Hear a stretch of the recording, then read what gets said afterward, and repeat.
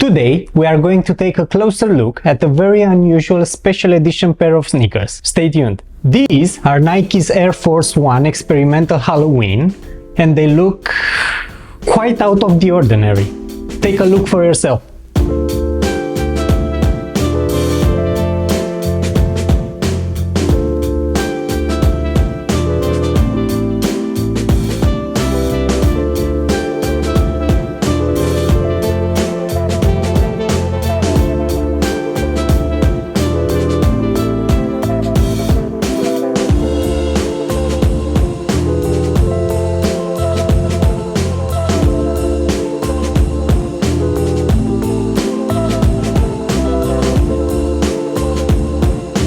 Okay, so these are a special experimental edition of the basic Nike's Air Force 1s, but with a very special design and also some not so common features, but we will talk about that soon. Now we should start, of course, by discussing the appearance of the sneakers. The whole upper is black and it is covered and sealed with a thin transparent layer that feature a special design with drawings of all kind of spooky eyes, flying eyeballs and spiders. This layer is glued to the upper and midsole and it is not removable. We've seen this before with Nike's experimental Racer Pink that also feature a vacuum sealed but non-transparent upper. Moving on, we can spot a quirky label in bright yellow in the back of the sneakers that reads number 354, and this label is your guarantee of quality. This label can be removed but not with ease. Speaking of labels, we can also spot here Nike swoosh in black, followed by two big main swooshes on the side, Nike Air logo in the heel area that sits upside down,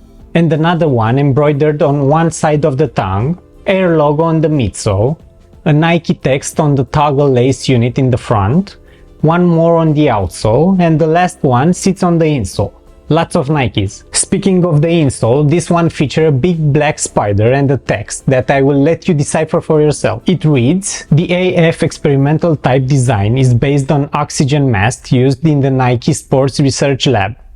That is really quirky. Laces are black to match the whole theme and their tips are bright orange to match the other orange accents of the sneakers, that being the eyelets, the toggle laced unit clips, Nike Air embroidery in the back, the pull loop in the heel area, and the insole. The interior lining is all black, the tongue is also black with exposed foam edges, and the midsole is a big chunky yellowy and grippy piece of rubber that continues beneath to the already iconic circles design on the outsole. Let's dive into the materials used for the sneakers. First of all, the upper is a thin layer of malleable plastic, almost rubbery, that covers what I presume to be a synthetic textile black material. I know that most of Air Force 1s have leather uppers, but here using leather underneath that plastic would be a big waste in my opinion. The whole upper is squishy and thick padded with very soft foam. The tongue has a satin finished synthetic nylon on the top, a breathable soft textile on the interior, and thick soft foam sandwiched in between, and it is tethered down to the sides using a white black elastic band. The whole interior lining matches the same material used for making the interior of the tongue. In the back, as we are used to with Air Force 1s, thick padding keeps your heel in comfort on the interior, and the more rigid material stands between the padding and the outside layer and offers support to keep it also in place. Insole is thick dense gray foam that feature a curved shape to better accommodate the heel, and it is finished on the top with the same breathable material used for the whole interior lining. Midsole and outsole are made from one piece of chunky, rigid and grippy rubber. Both pull loops are made from thick, sturdy straps. Now, what I always appreciate and do not hesitate to give extra points to are the sneakers that have the midsole stitched to the upper all the way around. This gives that extra durability to the sneakers. This special edition take it even further, having the upper plastic film glued to the upper, also continuing further down to cover a good part of the midsole, making it seemingly impossible for this upper and midsole to ever part ways. I know that this is not the purpose of the plastic film that sits on the top, but it works. Not to mention how easy it is to clean the upper in this case, just quickly wipe it with a damp cloth and you're good to go. That's another great upside of the plastic film, and it has another purpose, but more on that coming up. Now, features Price-wise, this being customized on top of the basic Air Force One sneakers, we should expect the same features, but these also have some extra surprise ones stored for us. To start with the basics, besides being famous for their looks, Air Force Ones are also very comfortable daily drivers, and that is in part because of their thick, soft, comfortable all-around cushioning,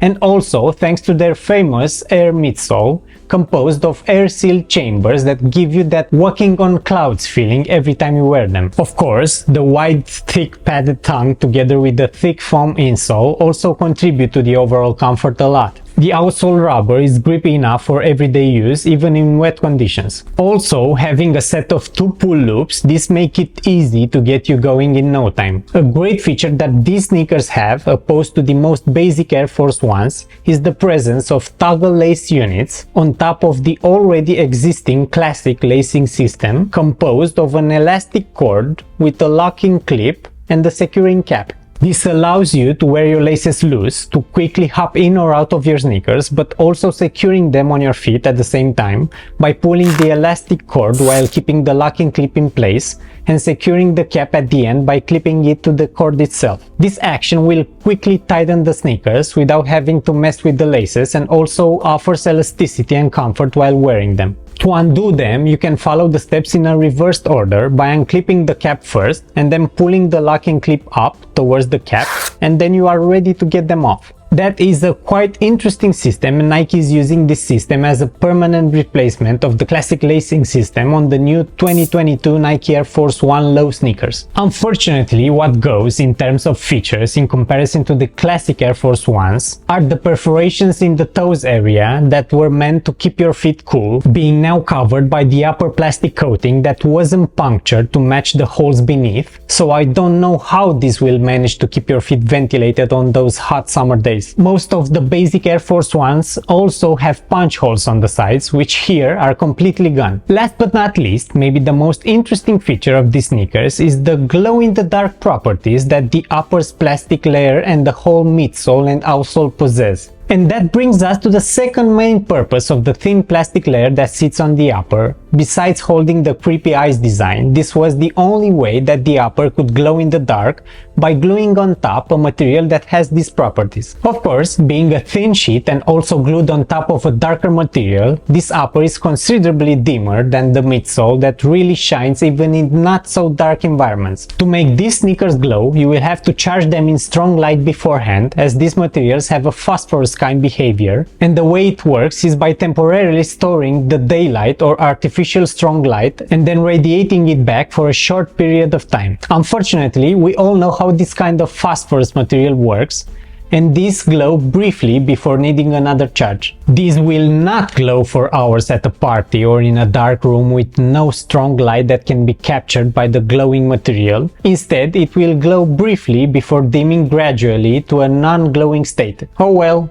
It was nice while it lasted. But don't get me wrong, this lack of extensive glowing state does not make these sneakers any less quirky or interesting. Overall, design-wise, this 2020 release features a quite different approach from the 2018 and 2019 Air Force One Halloween issues that also feature a partly glow-in-the-dark outsole and the bare-bone foot design on the upper with no plastic film. To end on a high note, usually the basic Air Force Ones go with absolutely any outfit. But what about these? How would you match them, and on what occasion would you wear them? Please comment below. Hope you enjoyed this as much as I did. Thanks for watching. See you in the next one.